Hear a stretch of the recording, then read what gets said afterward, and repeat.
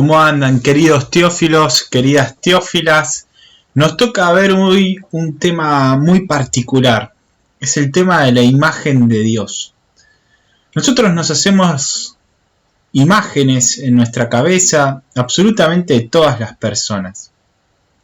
Lo mismo sucede en la vida espiritual. Terminamos haciéndonos imágenes de Dios que a veces nos ayudan, a veces nos estancan en ese camino de conocimiento, de profundización, ¿no? Lo que vimos con Juan, la clase pasada, ese evangelio donde nos hablaba de que la vida espiritual, la vida del ser humano, una vida espiritual que no significa vivir en otro planeta ni en otro mundo, sino de vivir con hondas raíces en nuestra realidad, haciendo lo que hacemos todos los días, pero desde otro lugar que nos impulsa, ¿no? Y con otro fin del que solíamos hacerlo antes de ese encuentro con Dios. En el fondo hay imágenes también que nos van a poner una traba en esa relación con Dios, como sucede en nuestras relaciones diarias con el resto de las personas, ¿no? Si uno entiende la relación con Dios en ese sentido dinámico, relacional, ese vincular como nos entendemos entre nosotros con las otras personas, habrá cosas que, actitudes, pensamientos de los otros que nos invitan a relacionarnos con ellos, otros que estancan esa relación como una cuestión simplemente como con compañeros quizás del trabajo, con los que la relación no pasa más allá de eso, donde no nos llevamos ni bien ni mal, sino simplemente trabajamos, y hay otras instancias o algunos comportamientos o algunos pensamientos que de alguna manera nos ponen ciertas trabas a la hora de relacionarnos con distintas personas.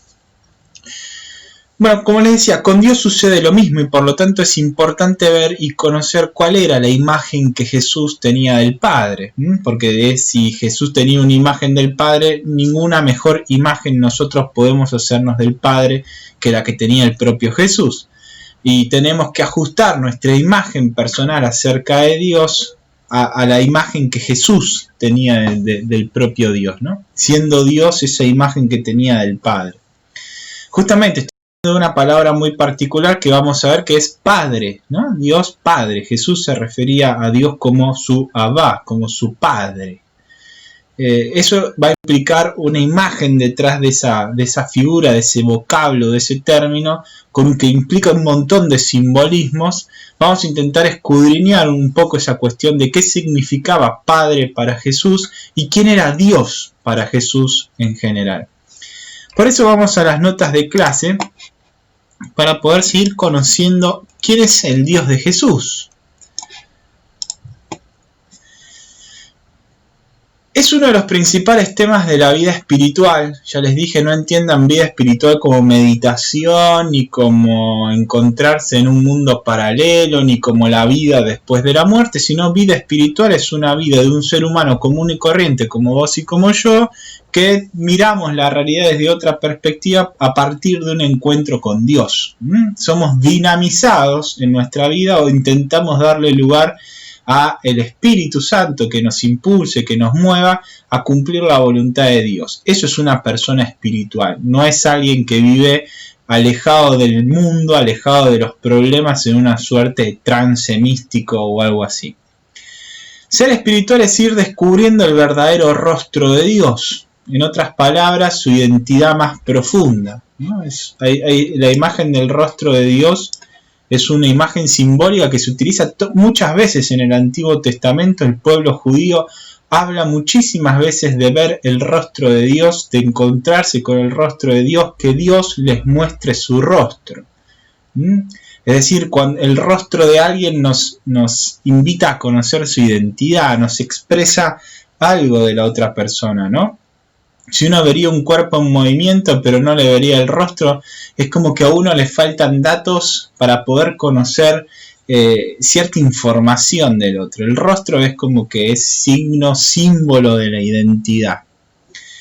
Es lo mismo que nos sucede cuando empezamos a relacionarnos con otras personas, con quienes deseamos generar cada vez más un vínculo mayor de confianza. Bueno, necesitamos conocernos, necesitamos intercambiar momentos y tiempos con el otro, saber quién es el otro, cuáles son sus formas de obrar, cómo piensa, cuáles son sus preferencias, cómo reacciona ante los principales problemas que se le van apareciendo.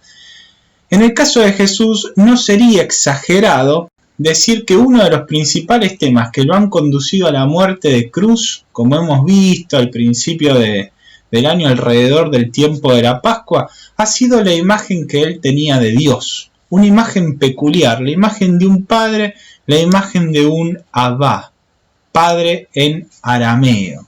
Ya vamos a ver la importancia de cuidar el término Abba, porque es un término muy específico y tiene un valor para el cristiano particular, esta idea de un padre, porque en las escrituras, si bien están escritas en griego, a veces dejaron ciertos términos en el lenguaje original.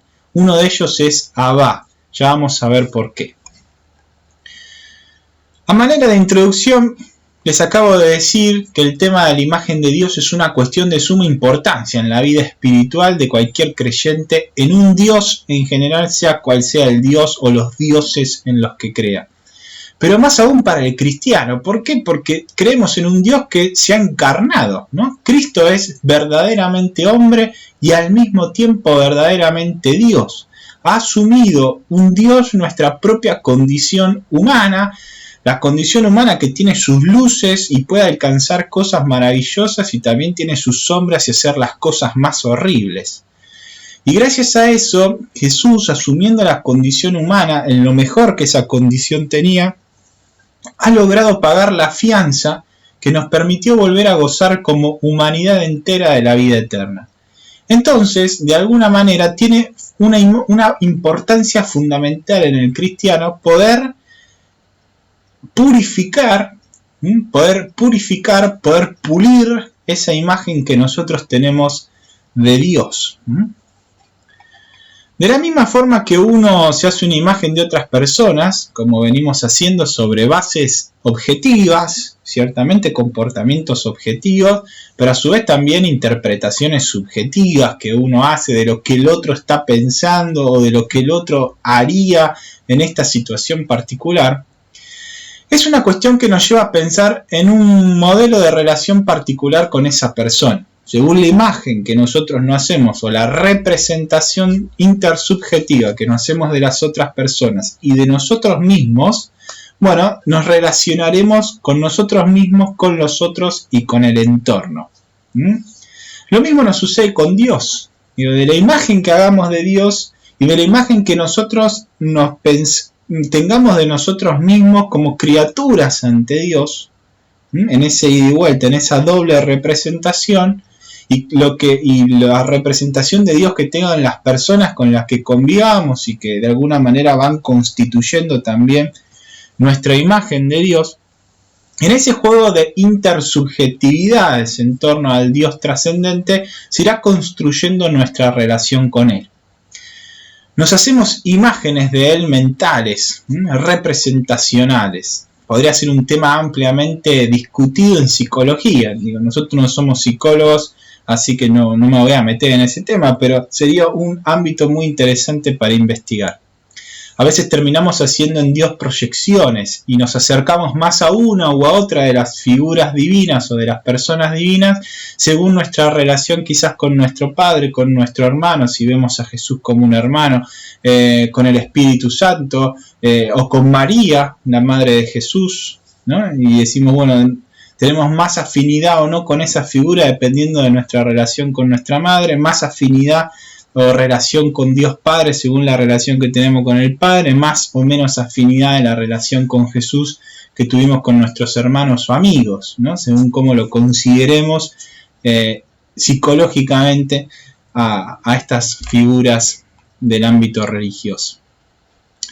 Como cristianos nos hacemos una representación mental de Dios que incluso y sin meternos en el ámbito de la psicología, como les decía, nos hace depositar en Él cierta representación y actitudes que pueden, como no, ser las más auténticamente divinas. Es decir, podemos poner imágenes y imaginarnos a Dios, representarnos a Dios, su forma de obrar, su forma de escucharnos, sus formas de sentir, etc., que sean acordes a realmente cómo es Dios o no sean acordes a realmente cómo es Dios. Lo mismo nos pasa con las personas, ¿no? A veces le pegamos, entre comillas, a la forma de ser o a lo que pensaba otra persona, y a veces creíamos bajo casi con certeza absoluta que esa persona era así o pensaba así, y nos llevamos la sorpresa de que no, o que en determinadas situaciones particulares no obraba de esa forma.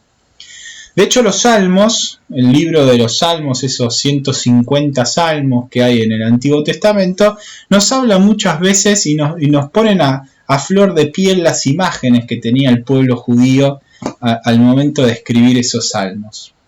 Hay veces donde en los salmos el pueblo le termina pidiendo a Dios que destruya una ciudad, que intervenga para matar a todos sus enemigos, y hay otras donde piden a Dios clemencia, piden a Dios piedad, en otras la consideran como un padre bueno, como alguien misericordioso. Son las distintas imágenes que el pueblo se fue construyendo acerca de su Dios. Es un tema muy dialogado, como les decía, en la teología espiritual, aquella disciplina de la teología, como está la cristología que estudia a Cristo, la eclesiología que estudia a la iglesia, sacramental que estudia los sacramentos, escatología que estudia el escatón, la teología fundamental que estudia los fundamentos de la revelación y de la fe, la teología bíblica, bueno, en general existe una subdisciplina en la teología que se llama teología espiritual. ¿Qué estudia esa disciplina? La relación que vamos desarrollando con Dios en búsqueda de esa comunión cada vez más perfecta con Él, ¿no?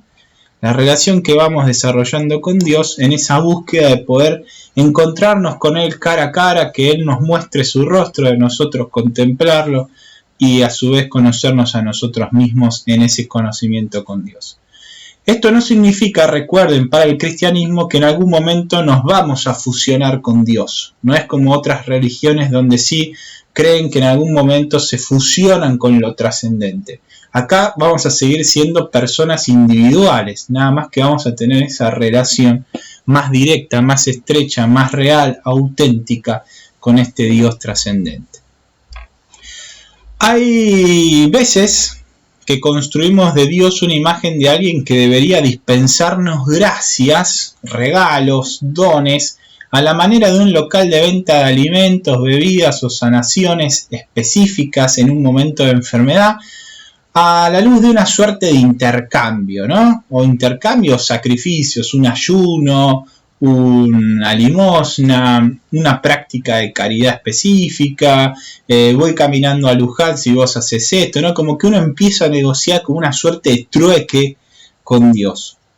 Otras veces podemos guardar, aunque muy veladamente, una imagen de un Dios castigador. Quizás no está tan a la vista porque solemos tapar esas imágenes, pero posiblemente haya algún vestigio porque así culturalmente se nos instauró, de una suerte de Dios castigador que todo el tiempo nos está midiendo y balanzando, jugando con la balanza, esperando a que nos equivoquemos para que si no hacemos algo, no cumplimos alguna ley moral, no cumplimos algún mandamiento, puede caernos alguna enfermedad o permitir que algo malo nos suceda. ¿No? Es muy común en aquellas frases que dice ¿por qué esta enfermedad me tocó a mí? ¿Por qué esta situación me tocó a mí? ¿O por qué le tocó a uno de mis hijos? ¿Por qué le tocó a mi padre o a mi familia y no le tocó a otro? ¿Será porque me habré alejado de Dios?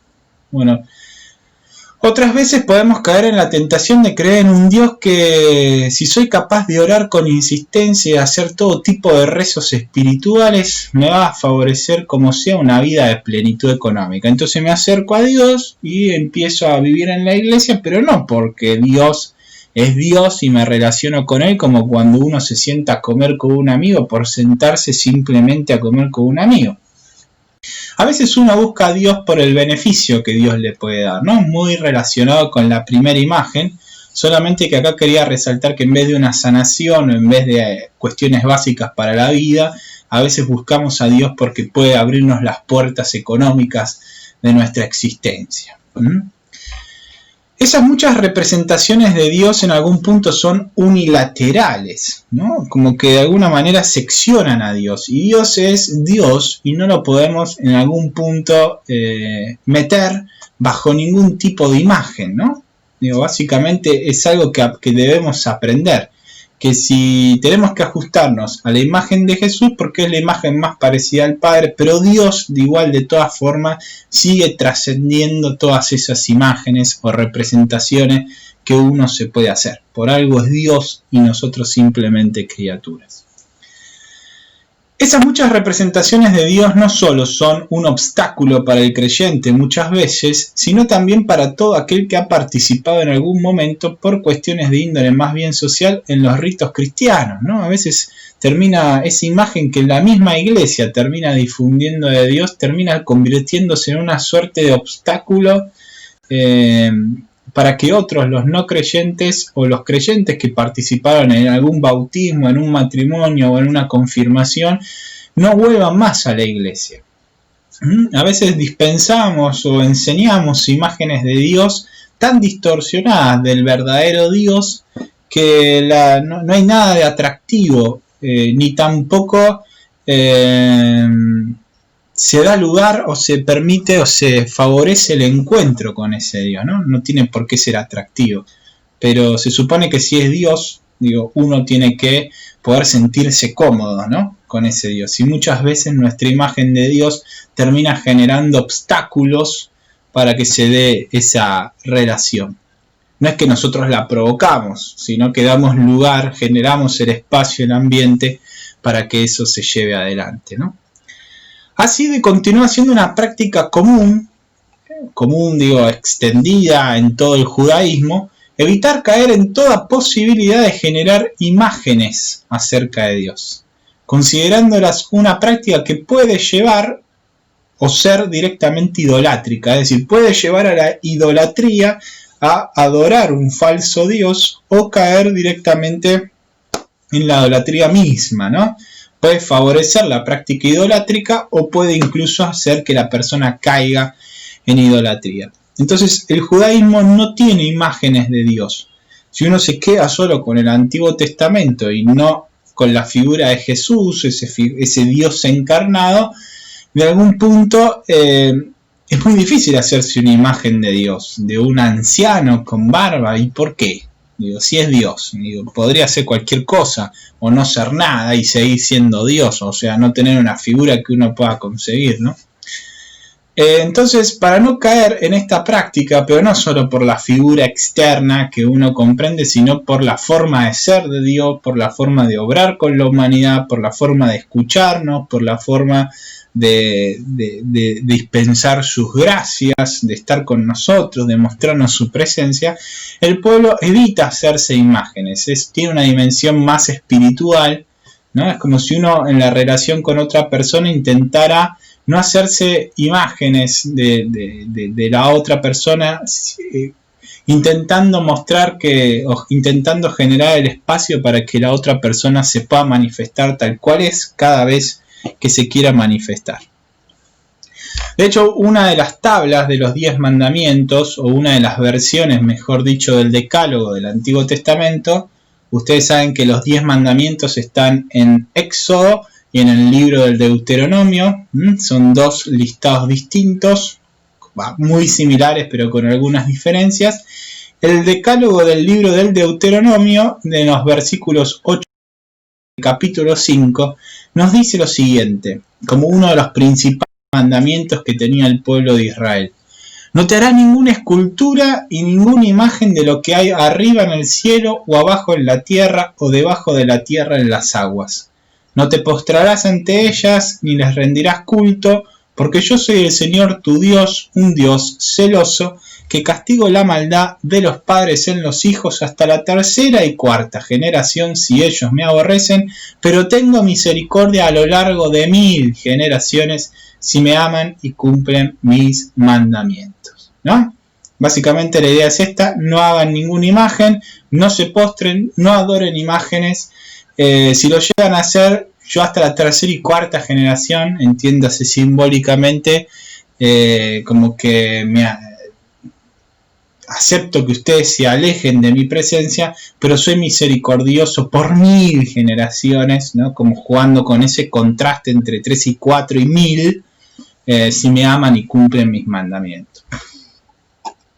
Todavía existen grupos cristianos hoy en día ligados al ámbito de la Reforma Protestante que siguen pensando de esa misma manera, intentando resguardar la trascendencia de Dios, quizás hasta descuidando desde nuestra perspectiva católica el dogma de la encarnación o lo que nos permite en algún punto hacer con las imágenes el dogma de la encarnación, ¿no? De este Jesús, Dios encarnado.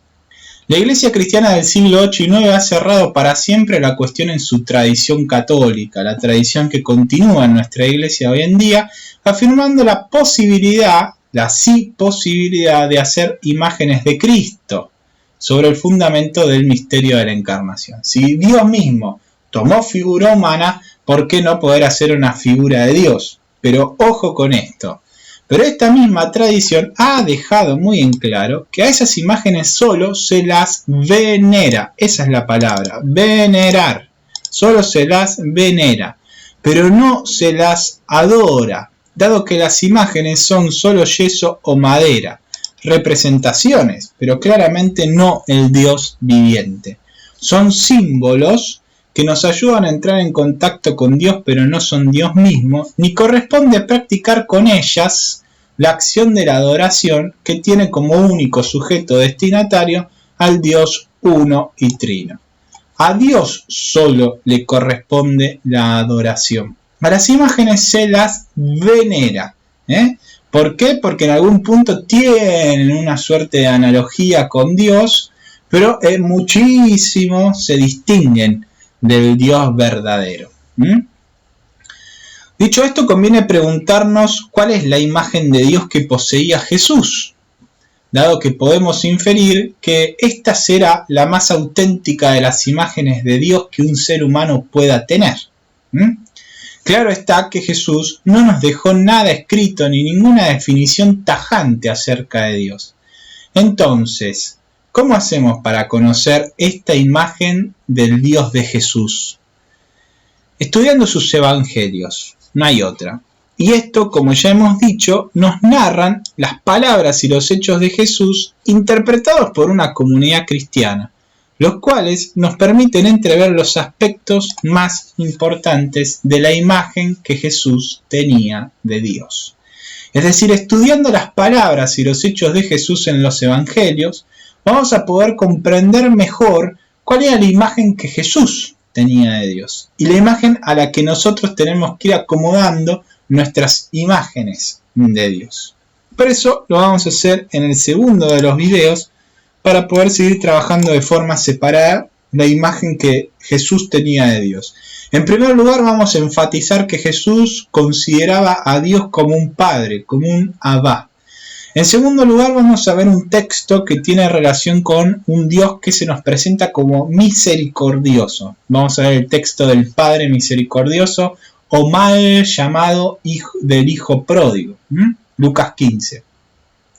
Por último, vamos a ver algo muy específico en torno a cómo Jesús tenía una imagen de Dios, un Dios que veía a la humanidad no bajo el esquema cultural de entonces de deshonra y honra, sino como parte todos de un mismo pueblo que Dios quería que todos se sienten a su mesa, a la mesa de la salvación. Pero eso lo vemos en el próximo video.